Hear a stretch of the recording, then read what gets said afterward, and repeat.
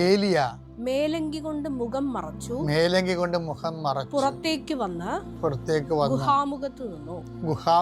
അപ്പോൾ അവൻ ഒരു സ്വരം കേട്ടു. ഏലിയ, നീ ഇവിടെ എന്ത് ചെയ്യുന്നു? What you are doing now? ഇത് എപ്പോഴും പ്രധാനപ്പെട്ട ഒരു ചോദ്യമാണ്. ഓരോ ദിവസവും നമ്മൾ നമ്മോട് ചോദിക്കേണ്ട കാര്യമാണ്. നീ ഇവിടെ എന്ത് ചെയ്യുന്നു?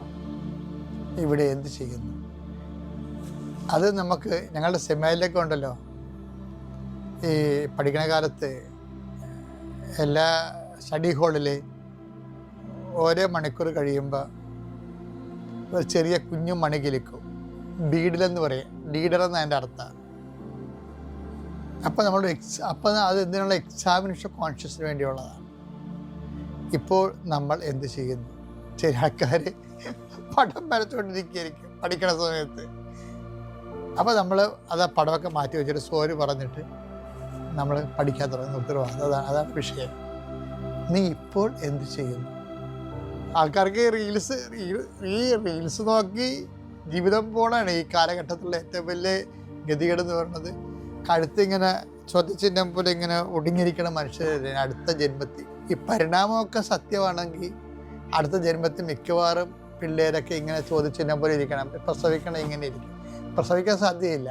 വയറ് വളർന്നെടുക്കേണ്ടി വരും. കാര്യം ഈ ചോദ്യചിഹ്നം പോലെ. കാര്യം ഈ തലമുറകൾ തന്നെ ഇങ്ങനെ ഈ മൊബൈൽ നോക്കി റീൽസും കണ്ട് കുനിഞ്ഞിരിക്കുകയല്ലേ. ഞാൻ ചുമ്മാ തമാശ പറഞ്ഞതാണ്. പക്ഷെ അതുപോലെ തന്നെയാണ് നീ ഇവിടെ എന്ത് ചെയ്യുന്നു?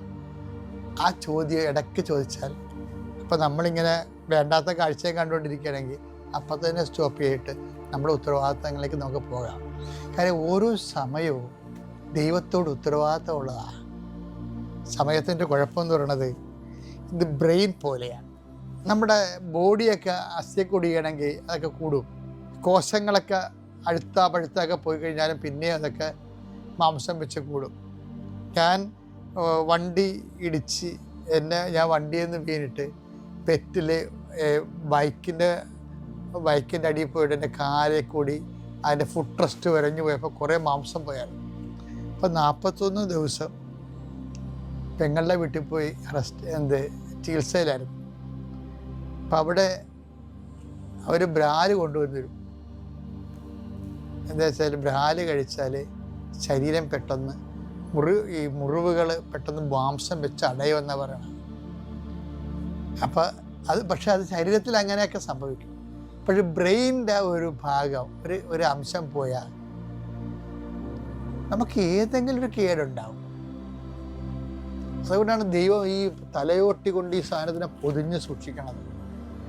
അപ്പോൾ പൊളിച്ചു കഴിഞ്ഞാൽ താഴത്തെ തടി മൊത്തമല്ലേ, മുകളത്തെ തടി അങ്ങനെ തന്നെ ഇരിക്കണേ. താഴത്തെ സാധനമാണ് ഞാൻ അങ്ങോട്ട് അടക്കണത്. ഈ ബ്രെയിൻ വെച്ചിരിക്കുന്ന സ്ഥലത്ത് ദൈവം അനക്കത്തില്ല. അപ്പം ഹെൽമെറ്റൊക്കെ ഇല്ല ചില ആൾക്കാർ വണ്ടിയെ പാഞ്ഞു പോകത്തില്ല. അതൊക്കെ പ്രായത്തിൻ്റെ പ്രശ്നങ്ങളാണ്. ഇത്തരം മനുഷ്യരാണ് ഹെൽമെറ്റ് ഇല്ലാതെ രക്തസാക്ഷികളായിരിക്കുന്നത്.